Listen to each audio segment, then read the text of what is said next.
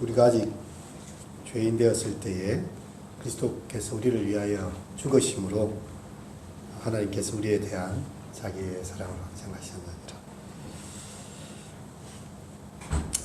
사람이 온다는 건 정말 어마어마한 일입니다.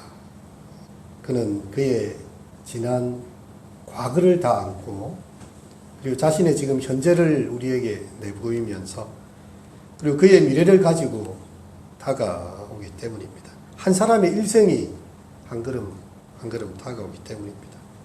부서지기 쉬운, 어쩌면 그래서 부서지기도 했을 마음이 오는 것이다. 이 정현종 씨의 방문객이라는 시기가 이렇게 있습니다. 제가 이렇게 앞에서 새로 오시는 분들 한 분 한 분을 뵈면서 그분의 인생의 걸음이 많은 곳을 이렇게 걸으셨겠지만 오늘 이 자리로 방문하신 것은 얼마나 귀한 발걸음인가 그렇게 생각하게 되었어요. 세상에는 바람결에 스치듯이 그냥 스쳐 지나가는 일들이 참 많이 있습니다. 하지만 때로는요, 인생을 송두리째 바꿔놓는 그런 중요한 만남도 있습니다. 마치 그 은빛 여우와 범수 아저씨가 만났을 때요, 그것은 그냥 지나칠 수 없는 일생일대의 큰 사건이 된 것이죠. 우리가 한 줌의 모래를요, 손으로 확 잡고 어디든 모래놀이 하던 것을 한번 생각해 보십시오. 이 굉장히 많은 것 같아요. 한 줌이나 집었으니 얼마나 이 모래가 이렇게 많을 것 같습니다. 근데 어느 사이에 이 손가락에 어디에 틈이 있는지 이게 솔솔 빠져나가더만요. 이 나중에는 모래가 하나도 남지 않고 그냥 모래 가루만 몇 개 남아있는 것 같아요. 어째 우리의 시간이라는 것이 한 줌 주어지고 인생의 시간이 많은 것 같은데 어느 순간 술술 다 빠져나가는 그런 것을 경험할 때가 있습니다. 하지만 그 가운데서라도 그 반짝이는 사금을 하나라도 발견해낼 수 있다면 그 모래를 쥐고 있던 그 손이요, 그 사금을 찾기 위해서 이렇게 또 그의 눈이 반짝이지 않겠습니까? 여러분, 오늘 우리는 우리가 아직 죄인 되었을 때라는 그 단어를 듣게 되는데요. 선한 사람을 위해서, 의인을 위해서 죽는 것도 쉽지가 않아요, 사실. 저는 여기 은빛 여우가 자기 새끼를 지키기 위해서 정말 용감한 그런 행동을 한 것 같아요. 자기는 재빠르게 도망갈 수 있고, 자기는 얼마든지 목숨을 살릴 수 있지만, 이 덫에 걸려서 움직일 수 없는 새끼 여우가 있잖아요. 온몸으로 그 돌멩이를 맞는 것 밖에는 다른 방법이 없었습니다. 그것은 참 쉽지 않은 일입니다. 선인을 위하여 용감히 죽는 자가 혹시 있습니다. 정말 그래도 이 새끼를 살려야 되기 때문에, 혹은 내가 누군가를 변호하고 이 사람을 꼭 살려내야 되기 때문에 선인을 위해서 이렇게 돌멩이를 맞고 용감히 죽는 사람이 혹시나 있습니다. 그런데요, 이 사람들로부터 지탄받고 죄인인 사람, 명백한 죄가 있는 사람을 위해서 누가 감히 죽으려고 들겠습니까? 그런데 오늘 성경 구절은요, 우리가 아직 죄인 되었을 때 그리스도께서 우리를 위하여 죽으심으로 하나님께서 우리에 대한 자기의 사랑을 확증하셨느니라. 하나님 사랑을 그렇게 보여주셨다는 것이죠. 여러분, 우리의 삶에요, 우리 자신의 모습을 돌아보면 때때로 참 죄책감을 느낄 때가 있습니다. 그런데 그 죄책감도 다 잊어버리고 그냥 그렇게 살아가요. 뭐 남들도 다 그렇게 사는데 내가 왜 이렇게 죄책감 느껴서 뭐 할까? 그런데요, 그 죄가 하나님 보시기에는 정말 오염되고 더러운 것입니다. 여러분, 그 아프리카 돼지 열병 때문에 요즘 TV에 계속 이제 어디 살처분을 하고 계속 그 하는 소식들이 들려오고요. 오염된 물도 페놀이 뭐 200mg이든 20mg이든 조금이라도 오염이 되면 그것을 사람이 마시고 할 수가 없어요. 왜냐하면 오염이 됐기 때문에. 근데 사람의 마음이 그렇게 죄로 인해서 찌들고 오염이 되어 있다는 것입니다. 세상에 거짓되고 부패한 것이 참 많습니다. 그렇죠? 예, 음식 쓰레기를 치울 때마다 저는 느끼는데 음식 쓰레기 비우는 게 보통 일이 아닙니다. 근데 그것보다도 만물보다도 거짓되고 심히 부패한 것이 사람의 마음이라. 누가 능히 이를 알리오마는.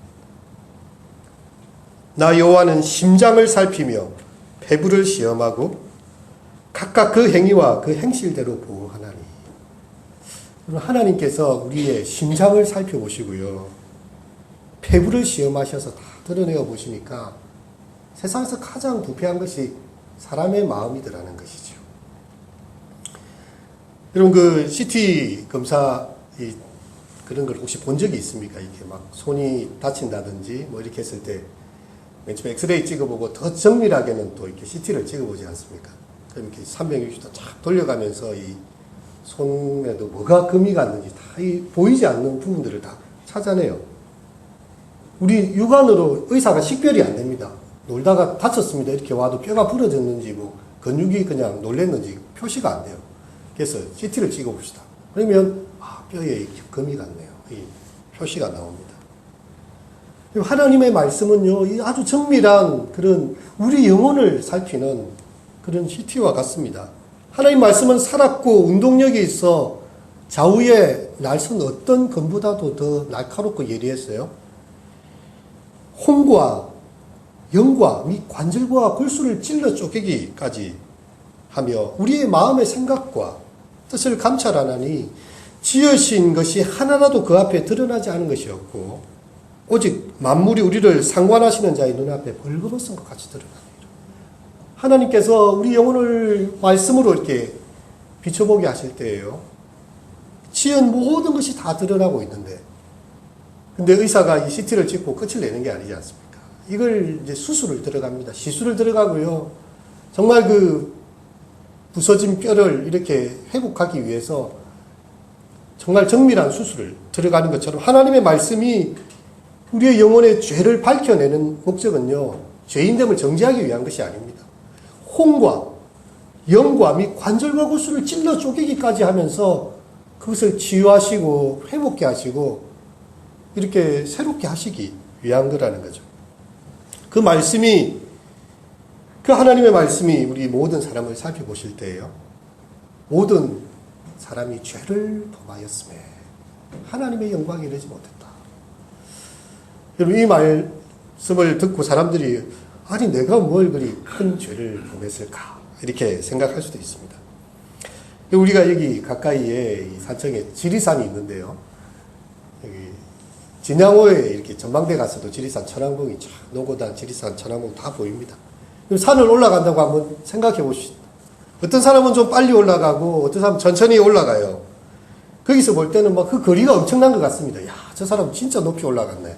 나는 겨우 이제 중턱에 겨우 왔는데. 여러분, 그런데요, 사천공항에서 비행기를 딱 띄워가지고 서울 간다고 생각해서 지리산을 한번 지나보십시오. 그 뭐 천왕봉 꼭대기에 서 있는 사람이나 밑에 이제 올라오는 사람이나 다 똑같습니다. 우리끼리는 사람을 비교를 해요. 우리가 생각하는 아주 대단한 사람들이 있습니다. 남명조식 선생. 여러분, 이 산천제를 지어가지고 그 두류산, 지리산을 바라보면서요, 그 당시에 부패했던 정권에 이렇게 벼슬 자리를 다 거부하고, 이제 자기는 정말 그 초야에 묻혀서 의병을 기르고, 또 정말 깨끗한 삶을, 청렴한 삶을 살지 않습니까?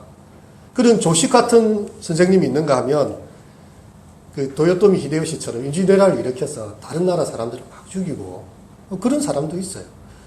가장 높은, 우리가 아는 가장 높은 사람을 산 꼭대기에 놓고, 가장 낮은 사람을 산 바닥에 놓고 한번, 나는 어디쯤 와 있나 한번 생각을 해보십시오. 그런데요, 지리산 저 위에 하늘에서 보면 하늘 아래 매일 뿐입니다. 하나님 우리를 다 보시면요, 다 비슷해요. 모든 사람이 죄를 범하였으며 하나님의 영광에는 이를 자가 없다. 근데 이 죄가 우리에게 주는 것이 무엇입니까? 성경에서는 죄의 싹은 사망이라고 해요. 욕심이 잉태한 즉, 그 욕심 때문에 사람이 욕망 때문에 남의 것을 빼앗게 됩니다. 거짓말을 하게 되고요. 악한 일을 하게 됩니다. 욕심이 잉태한 죄를 낳게 됩니다. 그 죄가 쌓이고 쌓여서 마침내는 사망에 이를 수밖에 없는 것이죠. 우리는 누군가의 장례식에 항상 참여를 하고 있고요. 또 누군가의 장례 소식을 듣고 있습니다. 근데 그 어느 날 나의 장례식에 누군가가 와서 한 송이 꽃을 이렇게 주면서 눈물을 흘리는 날이 오게 될 것입니다. 한번 죽는 것은 사람에게 다 정해진 일이에요. 하지만 그것이 끝이 아니고요. 그 후에 심판이 있다. 그렇게 성경이 이야기를 하고 있습니다. 예수님께서 이 제자들에게 그런 이야기를 하셨는데요. 만일 너의 눈이 너를 범죄케 한다면, 아니 너의 손이 너를 범죄케 한다면 한쪽 눈을 빼고 한 눈 장애인으로 천국에 가는 것이 낫지. 두 눈 다 뜨고 지옥불에 떨어지는 것 절대 해서는 안 될 일이다. 한 손으로 천국에 가는 것이 낫지. 두 손으로 그렇게 지옥불에 떨어져서는 되지 않는다. 어떤 대가를 치러서라도 지옥에 가는 것은 막아야 된다고 그렇게 이야기를 합니다. 근데 사람들이 다 죄를 가지고 있기 때문에요. 인간에게는 해결 방법이 없어요. 여러분, 우리가 올가미가 있지 않습니까? 동물 이렇게 토끼를 잡거나 이럴 때 보면 올가미를 만들어가지고 다 이렇게 올가미를 만들 때부터 이렇게 힘을 주고 용을 쓰면 쓸수록 이 올가미는 어떤 역할을 합니까? 몸을 더 이렇게 쪼여들고요. 더 숨을 막히게 만듭니다. 여러분, 이 올가미는요, 스스로 몸부림친다고 빠져나올 수가 없어요. 몸부림을 치면 칠수록 더 자신을 올가맵니다. 그리고 이것을 해결할 수 있는 방법이 무엇일까요? 길을 가던 나그네가 이 사람이 그걸 보고 가서 그 올가미의 줄을 끊어줘야 그게 살아갈 수가 있는 것입니다. 마치 우리의 죄가 그와 같습니다. 사람들이 죄를 짓지 않고 싶어 하고 뭔가 죄로부터 떠나고 싶어 하지만 그런 도덕을 세우고 또 율법을 세우고 윤리적인 기준을 세우지만요. 지금 다른 사람한테 그 윤리를 적용할지 모르지만 그 잣대를 자기한테 갖다 대면 자기를 죽이는 칼이 됩니다. 단지 그 사람을 털지 않을 뿐이죠. 작정하고 누군가가 내 삶을, 사생활을 염탐해서 막 털기 시작하면 문제 안 날 사람이 세상에 어디 있단 말입니다. 여러분, 어쩌면 우리가 바르게 살려고 할수록 이 율법의 올가미는요, 이 도덕법의 올가미는 우리를 숨조이게 되는 것입니다. 그래서 우리가 스스로 하나님께 나아갈 사람이 없어요. 그리고 그 심판을 면할 길이 없고요. 마침내 우리 인생이 그 한 줌의 죄가 되고 정말 그렇게 우리가 그런 모습을 보고 있지 않습니까? 근데 하나님께서, 우리를 사랑하신 하나님께서요, 우리 인생이 그렇게 되는 걸 원치 않으십니다. 우리 사랑하는 자녀들이 정말 하나님의 생명에 동참하기를 원하고 계세요. 그래서 하나님께서 저 높고 높은 별을 넘어 이 낮고 낮은 땅 위에 정말 우리 연약한 인생을 살기 위해서 자기 아들을 보내신 그런 일이 있습니다. 그분께서 오셔서 십자가에서요, 아버지, 저들이 하는 일을 알지 못합니다. 저들의 죄를 사하여 주십시오. 예수님 그렇게 십자가에 죽으심으로 우리의 생명을 하나님의 그 영생의 구원의 길로 인도하시는 그런 길을 여신 것이지요. 좀 내가 지금 피가 모자라서 죽어간다고 생각을 해봅시다. 여기에는 내하고 똑같은 피, 희귀한 피를 똑같이 맞춰줘야 내가 살 수 있는데 누군가가 이 피를 다 수혈해줘서 자기가 죽어야 되는 상황이 된다고 합시다. 너무 희귀한 피라서. 누가 이 피를 내주겠습니까? 자기 생명이 아까운데. 근데 우리 예수님께서 십자가에 쏟으신 피가 바로 그런 피입니다. 나는 죽지만 너희 범죄함을 위하여 내가 내어줌이 되고 너희의 영생함을 위하여 내가 다시 살아난다. 예수님께서 십자가에서 우리에게 다 피를 수혈해 주신 그런 것입니다. 제가 최근에 러스트 앤 본이라는 이 영화를 본 적이 있는데요. 이 5살짜리 아이와 삼류 복서인 알리가 이렇게 같이 놀고 있었어요. 잠시 화장실을 갔다 온 사이에 애가 안 보이는 것입니다. 엄청 놀래가지고 아까 이제 얼음 낚시를 한다고 이렇게 깨놓은 거기 근처로 해가지고 쭉 가다 보니까 밑에서 애가 막 빨간 옷을 입고 막 이렇게 있는 거예요. 복스 알리가 어떻게 한 줄 아십니까? 이 주먹을 가지고요, 아이가 있는 곳을 따라가면서요, 뼈가 부러지도록 그 얼음을 깨는 장면입니다. 얼마나 피가 튀기고 자기 몸을 돌아보지 않습니다. 왜? 이 아이를 지금 살려야 되기 때문에 자기의 손이 다 뭉개지고 부서지도록, 뼈가 다 일그러지도록 그 얼음을, 그 두꺼운 얼음을, 호수의 얼음을 계속 쾅쾅 치고 있는 것입니다. 인간의 손에 뼈가 몇 개인지 아십니까? 27개라고 합니다. 이 손가락에, 이 손 하나에요, 그렇게 많은 뼈가 있어요. 혹시 팔이나 다리가 부러지면 몸에서 칼슘이 나와가지고 저절로 뼈가 붙고 더 강해지기도 합니다. 근데 손가락이 부러지면 절대 완치가 되지 않습니다. 그냥 평생 그렇게 살아야 되는 거예요. 그런데 이 복서는요, 주먹을 날릴 때마다 통증을 느낍니다. 왜냐하면 그 아이를 살리느라 그 주먹이 다 뭉개졌기 때문이죠. 깨진 유리 조각처럼 나를 찌르고 또 찌른다. 그 마지막 게 그런 자막이 올라옵니다.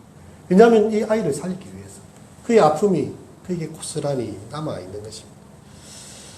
그리고 예수님께서 아무 죄가 없는 하나님의 아들이요, 그렇게 십자가에서 뼈가 어그러지도록 머리에 가시관을 쓰시고 정말 두 손에 그 못자국을 굳게 남기시고 그 창을 구리에 찔러서 물과 피가 다 분리돼서 쏟아지도록 그렇게 죽으신 이유가 무엇인가?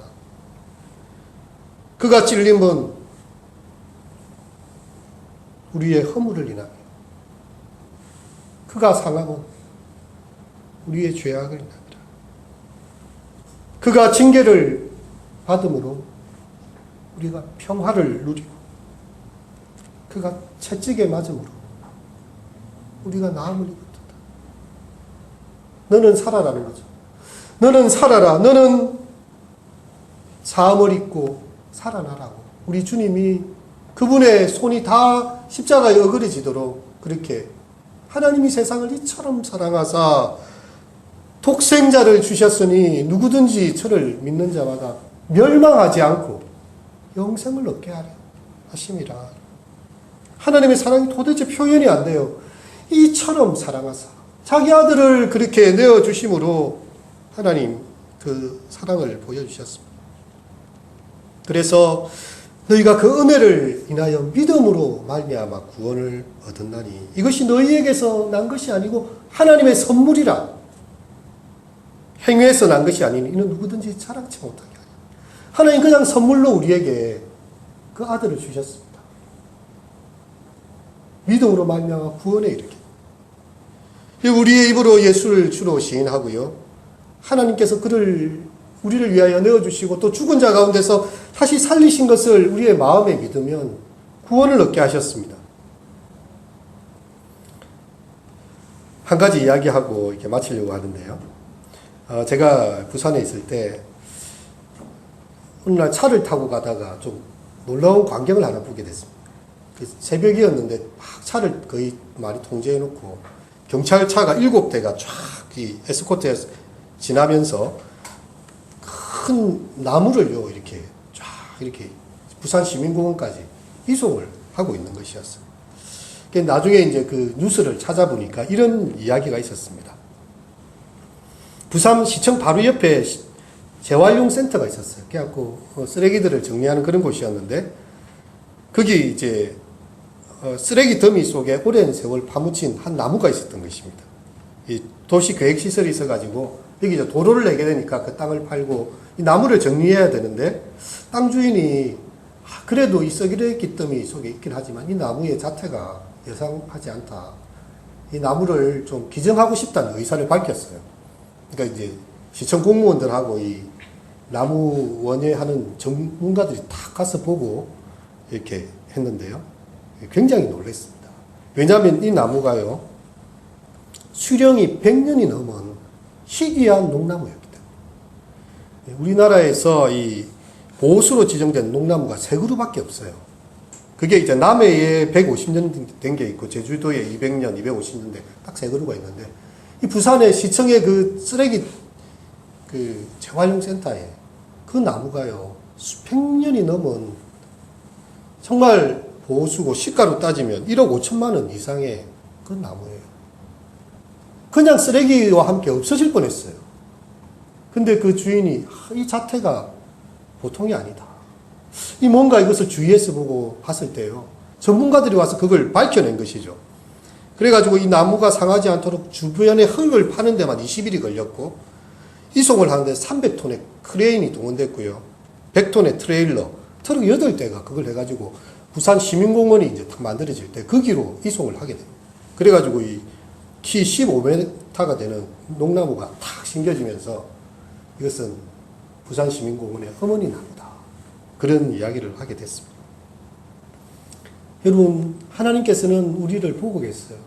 우리가 처한 환경이 쓰레기 더미 같고, 어쩌면 이곳에 길을 내고 이 나무를 다 벨 것처럼 세상이 그냥 우리를 향해서 함부로 볼 수도 있지만, 하나님께서는 그렇지 않습니다. 내가 너를 지명하여 불렀나니 너는 내 것이라. 태초부터 시작된 하나님의 사랑이에요. 우리의 눈을 보실 때에 빨리 저기를 치우고 저 귀한 생명을 좋은 곳에다가 옮겨서 더 푸르고 더 푸르게 해야 되겠다. 하나님께서 우리를 그렇게 귀히 보시고 그 가치를 알고 계십니다. 그 사랑의 주님 묻고 계세요. 볼지어다 내가 문 밖에 서서 두드리노니 누구든지 내 음성을 듣고 문을 열면 내가 그에게로 들어가 그로 더불어 먹고 그는 나로 더불어 먹을 것이다.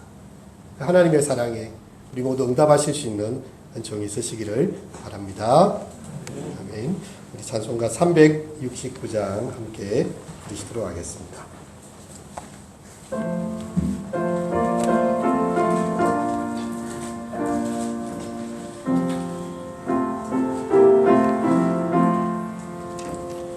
죄지 맡은 우리 구주 어찌 좋은 친구인지 걱정 근심 무거운지 우리 주께 맡기세. 주께 고한 없는 고로 복을 받지 못하네. 사람들이 어찌하여 아랠 줄을 모를까.